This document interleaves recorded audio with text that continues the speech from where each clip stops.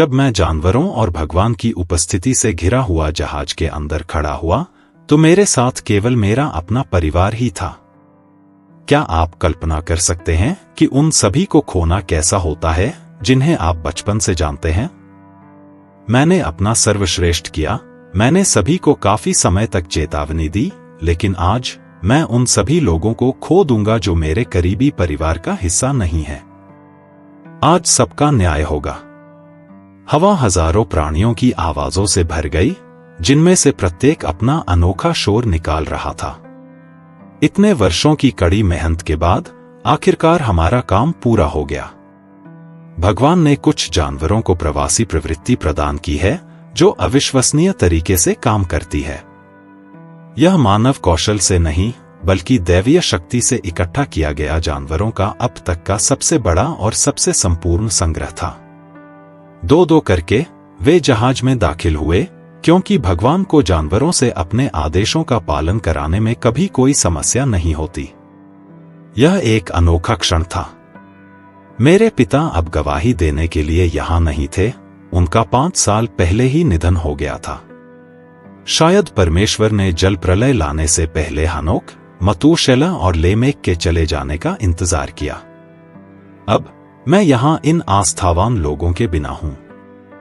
परमेश्वर ने यहां तक कहा कि उसने देखा कि मैं धर्मी हूं। बाढ़ से पहले के वर्ष मैंने सक्रिय आज्ञाकारिता में बिताए। न केवल मुझे विश्वास था कि भगवान बाढ़ भेजेंगे, बल्कि मैंने तैयारी में जो कुछ करने को कहा था उसका पालन भी किया। जब मुझे संदेश मिला कि मुझे जहाज में प्रवेश करना चाहिए, तो लोग जब भी वहां से गुजरते थे तो घूरते और बड़बड़ाते थे। मैं उन्हें पागल बूढ़े नूह के बारे में मूर्खतापूर्ण, क्षुद्र चुटकुले बनाते हुए सुन सकता था। सभी को विश्वास था कि बाढ़ नहीं आएगी। ऐसा कैसे हो सकता है? हालांकि बाइबल कहती है कि पानी की बाढ़ आ गई और प्रभु ने मुझे अंदर बंद कर दिया।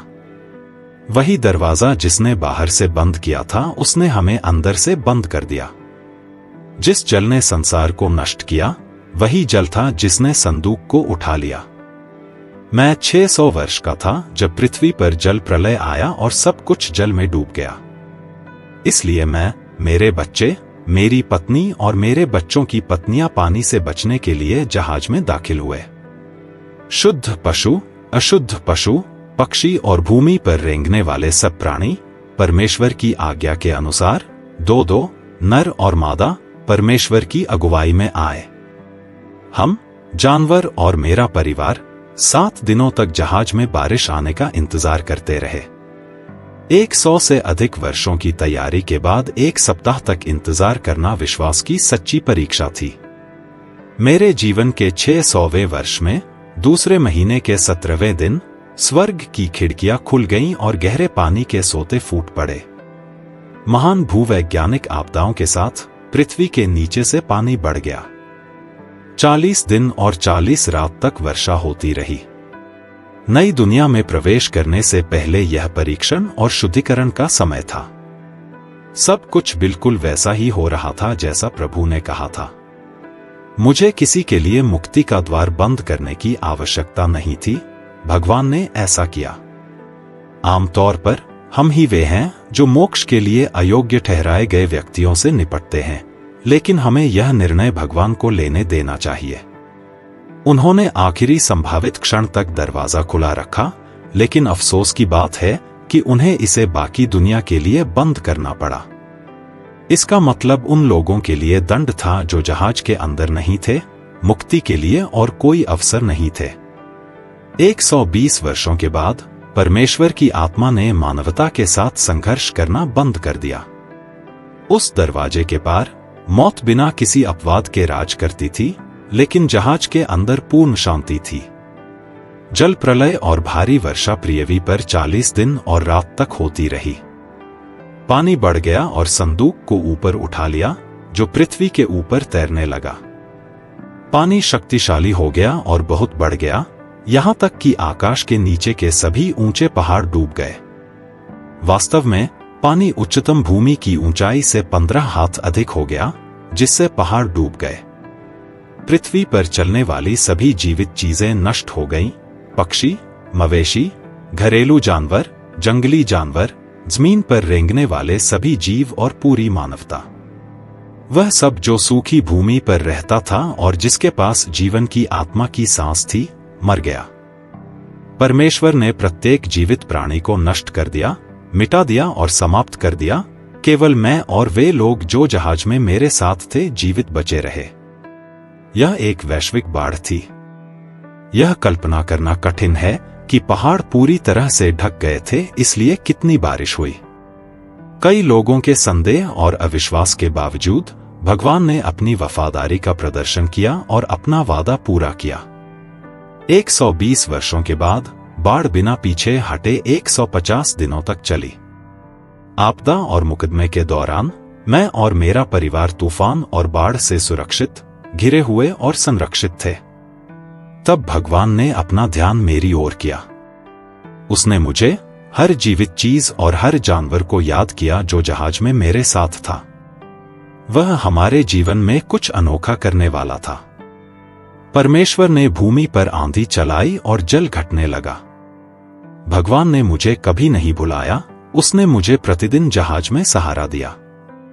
लेकिन उस क्षण ऐसा लगा जैसे उसने मुझे फिर से याद किया हो, अपना सक्रिय ध्यान मेरी ओर लगाया हो। मैं कई दिनों तक जहाज में बंद था और सही समय पर भगवान ने मेरे बारे में सोचा। जब बाढ़ जैसी प्राकृतिक आपदा का सामना करना पड़ता है तो असहाय और अभिभूत महसूस करना आसान होता है। लेकिन हमें यह नहीं भूलना चाहिए कि सर्वशक्तिमान, जिसने विशाल ब्रह्मांड और हमारी दुनिया का निर्माण किया, सबसे उग्र जल को भी शांत कर सकता है। उसकी बुद्धि और शक्ति हमारी समझ से परे है और वह किसी भी बाधा को दूर कर सकता है। जैसे ही बाढ़ का पानी कम हुआ, संदूक अरारत पर्वत पर रुक गया।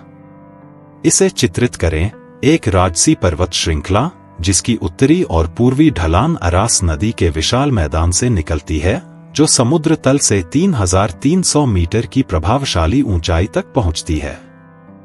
दक्षिण पश्चिम में समुद्र तल से 5500 मीटर की ऊंचाई पर स्थित एक आश्चर्यजनक मैदान से ढलान निकलती है। लगभग 40 किलोमीटर के व्यास के साथ माउंट अराट प्रकृति का एक सच्चा आश्चर्य है, जो अपनी सुंदरता और भव्यता से किसी को भी आश्चर्यचकित करने में सक्षम है। अरारत, मानवता का सच्चा मूल, हमारा अपना बगीचा। जैसे ही रसातल के फव्वारे फूट पड़े और पृथ्वी पर बाढ़ आ गई, आकाश गरजने लगा। 150 दिनों तक लगातार बारिश हुई, जिससे सारा जीवन जलमग्न होने का खतरा पैदा हो गया।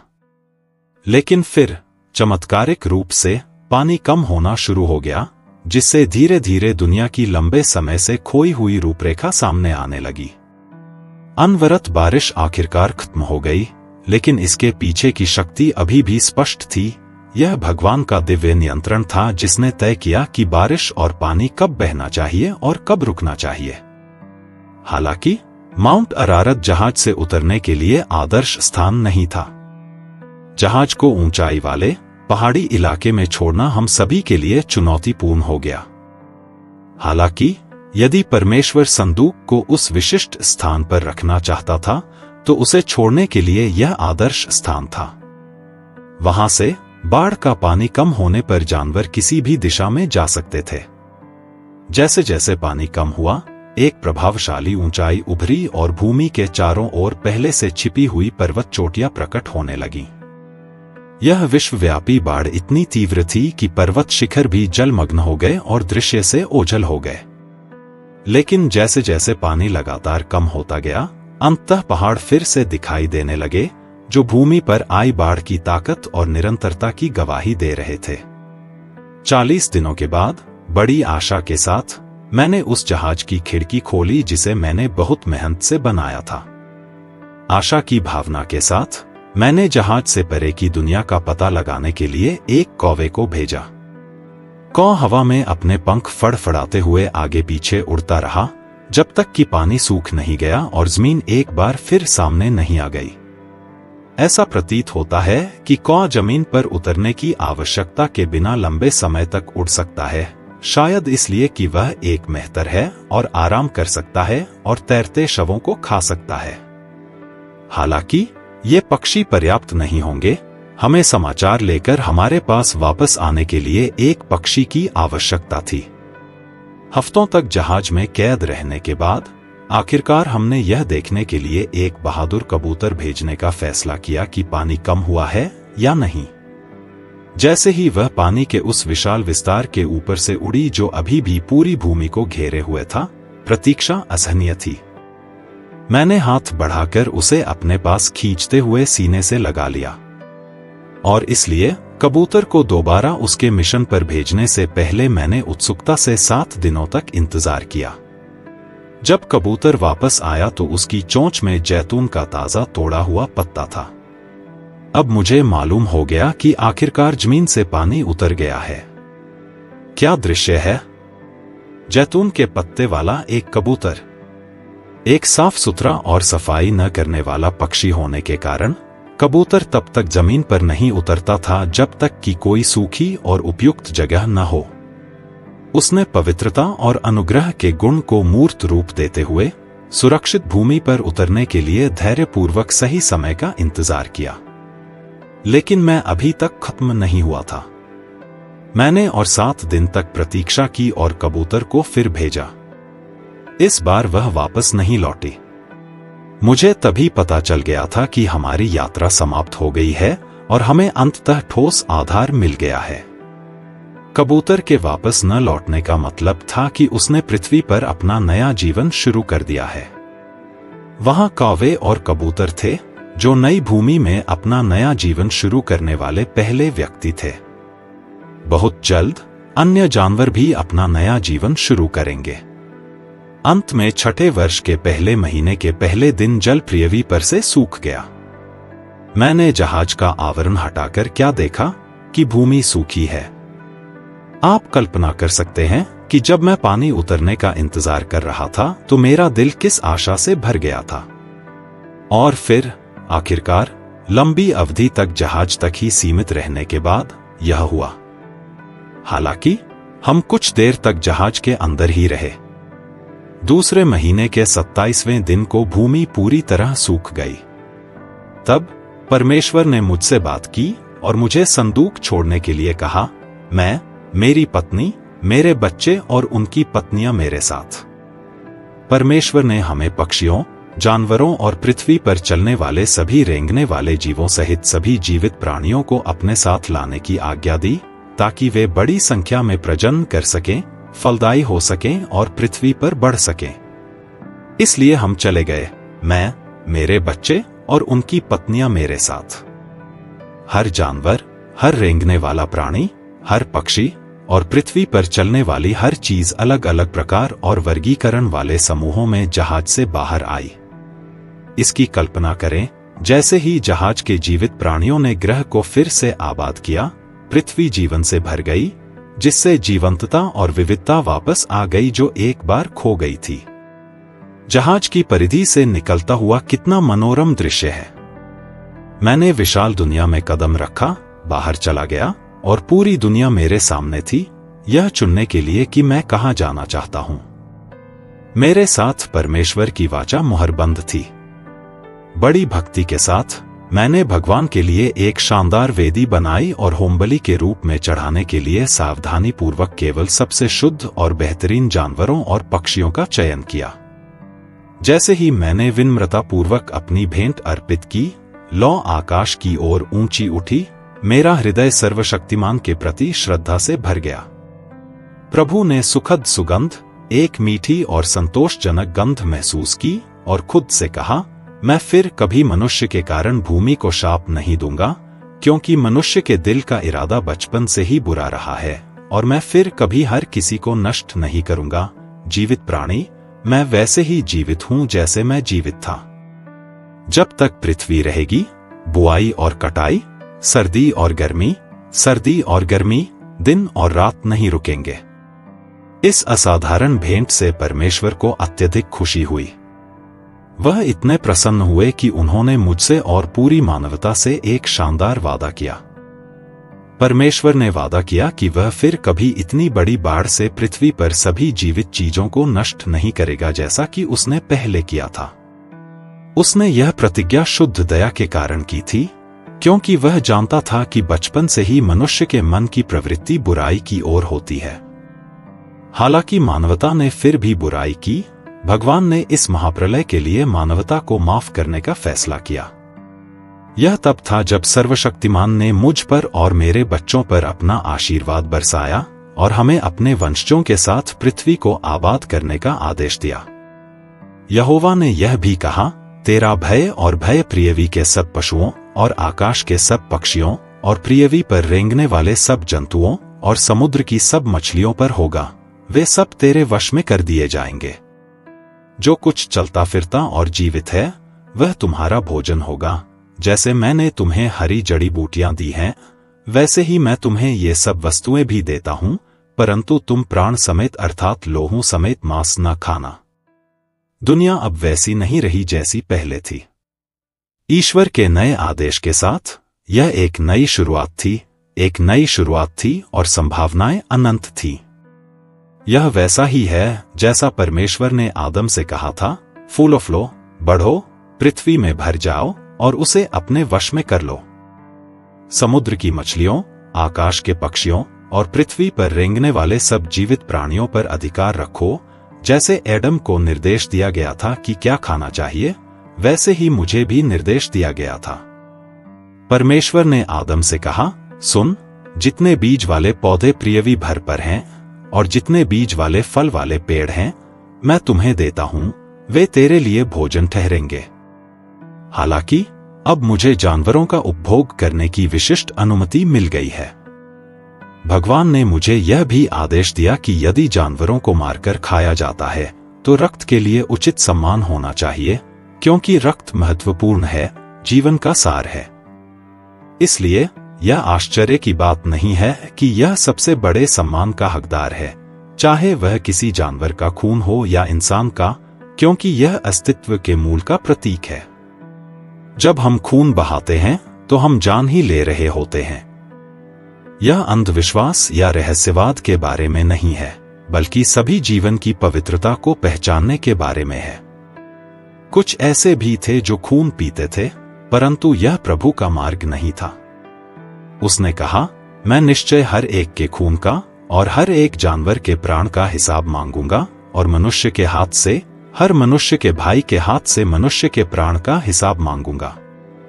जो कोई भी हो मनुष्य का लहू बहाता है, उसका लहू मनुष्य ही के द्वारा बहाया जाएगा, क्योंकि मनुष्य परमेश्वर के स्वरूप के अनुसार रचा गया है।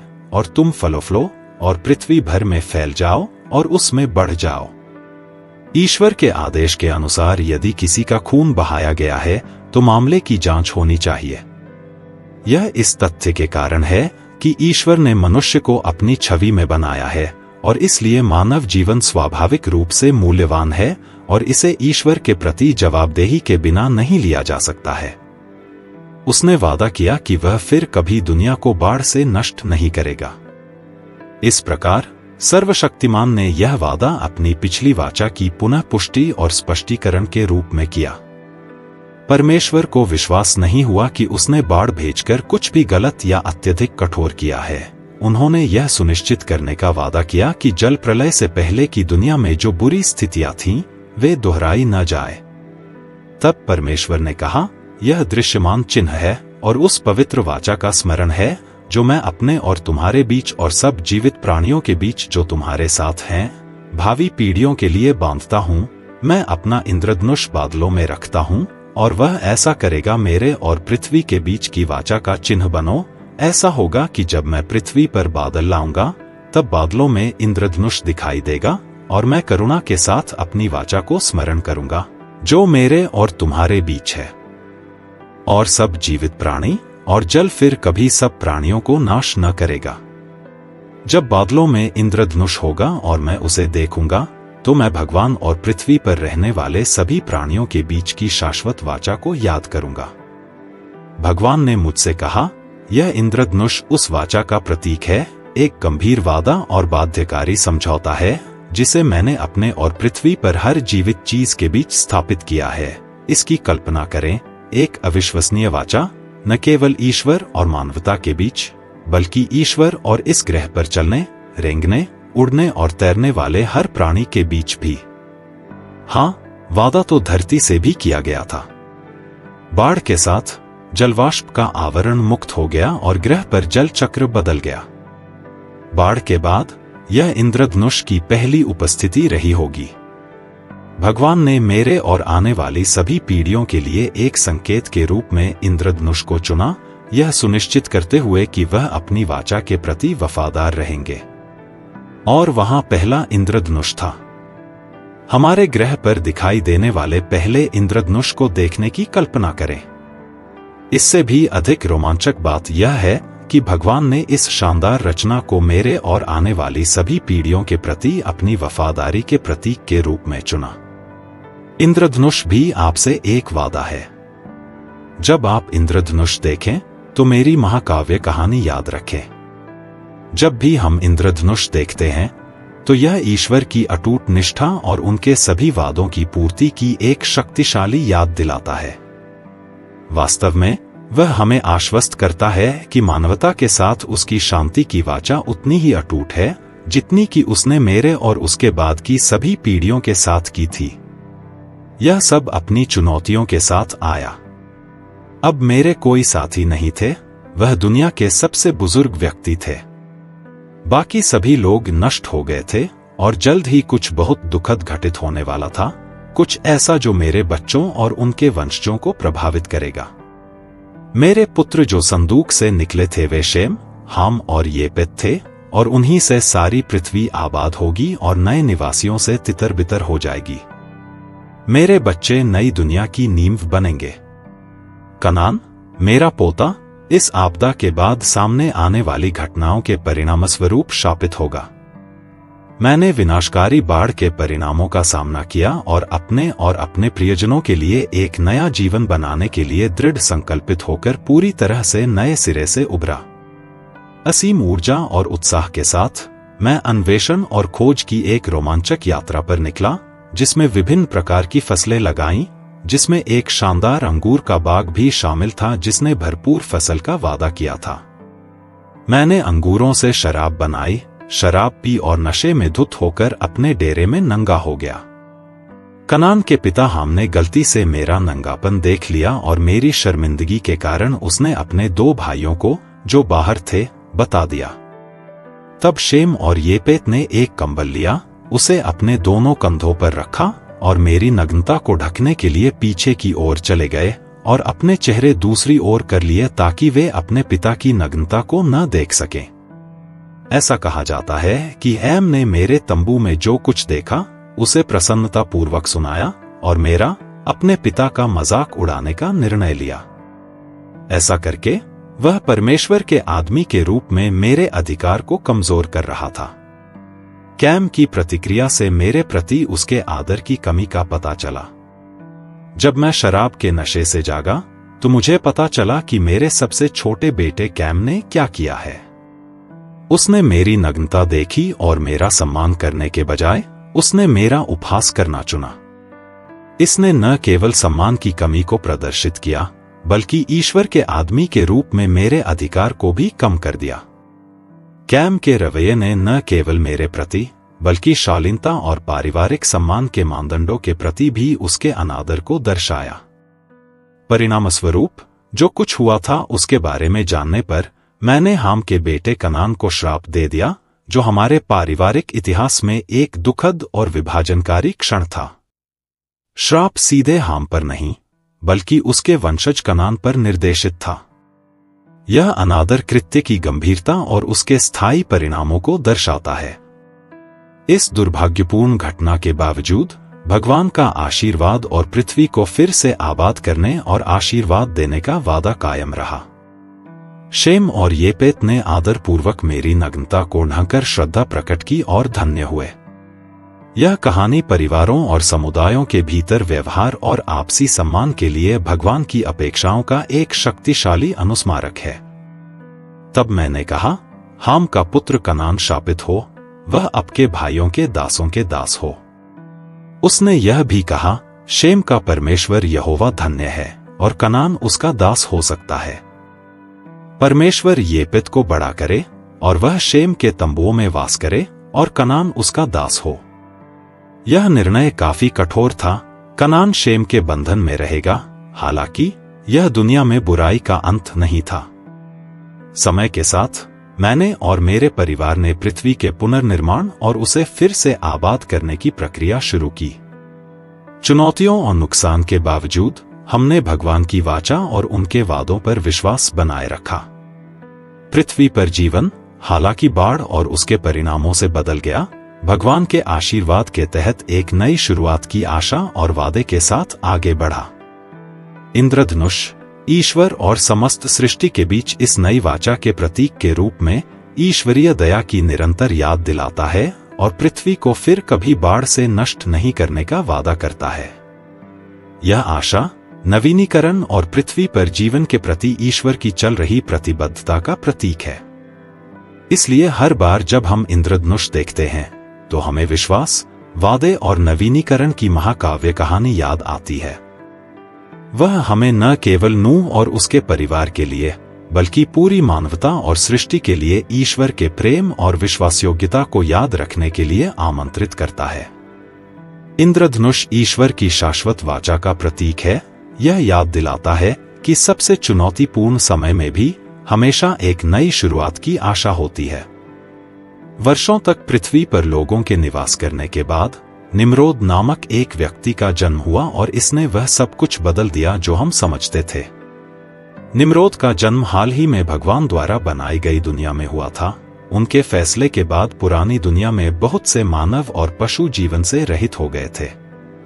निम्रोद ने इतिहास में 2 सबसे शक्तिशाली साम्राज्यों की स्थापना की और उसके कार्यों के कारण कई लोग ईश्वर से विमुख हो गए। मेरे और मेरे वंशजों के लिए ईश्वर की इच्छा थी कि वे पृथ्वी पर आबाद हों, लेकिन शिनार के मैदान में एकत्र हुए लोगों को इसे स्थापित करने के लिए दुनिया भर में फैलने में कोई दिलचस्पी नहीं थी, न ही उस रचना की देखभाल करने में जिसे ईश्वर ने भव्यतापूर्वक उनके सामने रखा था। इसके बजाय उन्होंने विद्रोह कर दिया। हम देख सकते हैं कि लोगों की इच्छा ईश्वर की इच्छा के विपरीत थी, जिससे हमें आश्चर्य नहीं होना चाहिए, क्योंकि यीशु मसीह में विश्वास के माध्यम से अनुग्रह को बचाने के अलावा मानवता हमेशा ईश्वरीय इच्छा का विरोध करेगी।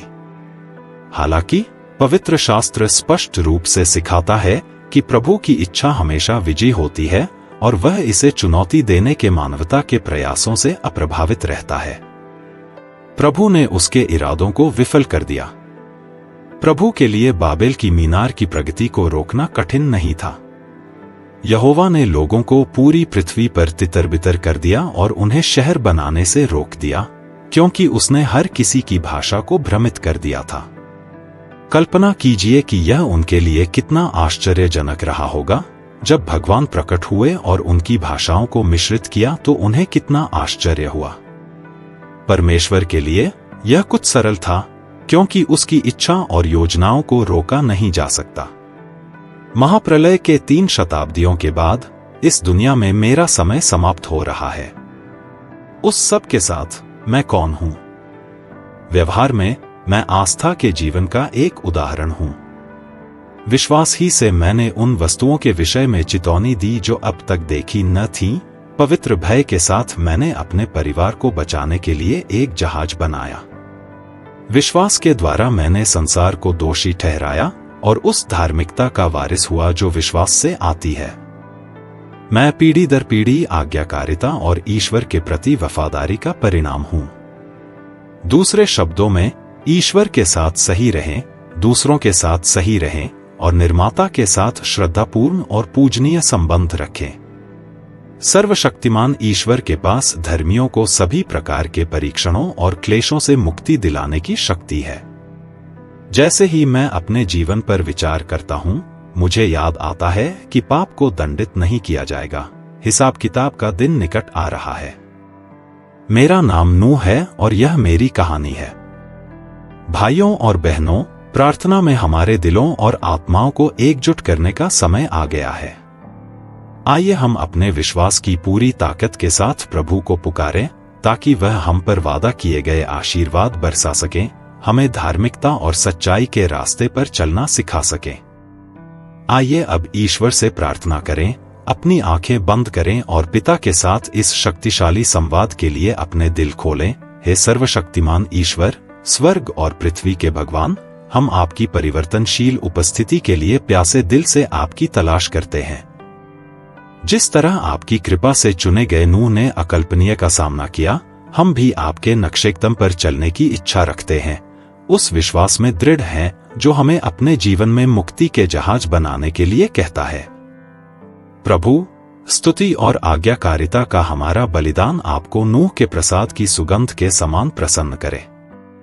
हे पिता, आपके आशीर्वाद की वर्षा हम पर हो, नाश करने वाले जल से नहीं, बल्कि आपकी आत्मा से जो तेज, शुद्ध और नवीनीकृत होती है। आपके वादे का इंद्रधनुष आपके प्रेम और सुरक्षा की शाश्वत वाचा के संकेत के रूप में हमारे जीवन में चमके। चमत्कारों के देवता, आपकी पवित्र आत्मा हमें आपके वचन को पूरी पृथ्वी पर बढ़ाने और फैलाने के लिए मार्गदर्शन करे, जिससे आपके पवित्र नाम का सम्मान करने वाले कार्यों में फल मिले। हे प्रभु, हमें समय को समझने की बुद्धि, चुनौतियों का सामना करने का साहस और पानी के घटने का इंतजार करने का धैर्य दें। सूखी जमीन दिखाएं जहां हम अपने कदम मजबूत कर सकें। नूह का पाठ हमें पवित्रता और आपके भय से जीने के लिए प्रेरित करे। हमेशा याद रखें कि तूफानों के बावजूद आप हमारे सुरक्षित आश्रय हैं, एक नई शुरुआत के वास्तुकार हैं। आपकी कृपा के तहत एक धन्य जीवन के लिए एक नई जागृति है। यीशु के नाम पर आमीन। हमने नूह की कहानी का पहला भाग समाप्त कर लिया है। हमें आशा है कि आपको यह पसंद आया होगा। चैनल की सदस्यता लें और एक लाइक छोड़ें। भाग 2 में इस कहानी को जारी रखने से न चूकें।